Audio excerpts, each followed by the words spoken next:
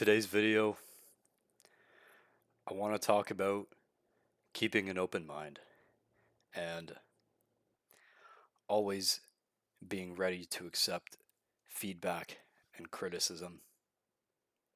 And I want to make that distinction quickly because there's there's opinion and there's advice, and you have to learn to distinguish which is which.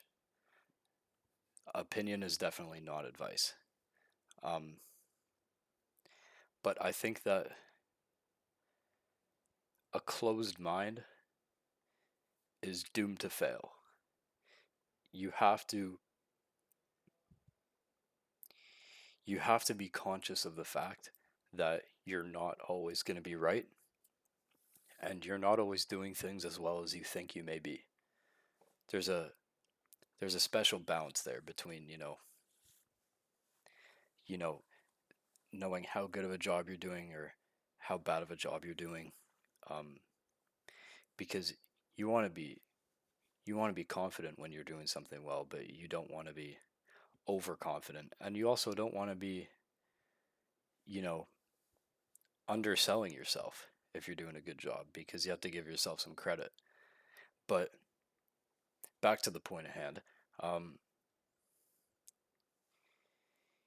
you have to be willing to accept criticism. You have to do your best to understand that if somebody's giving you feedback and you know they want the best for you, they're genuinely giving you feedback, you have to know that it's not personal,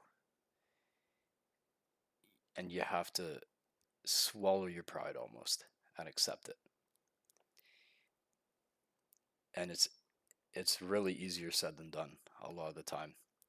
Anybody who's received criticism, like actual constructive criticism, knows that it can be a tough pill to swallow, because it's essentially telling you you're not doing as good a job as you think you are.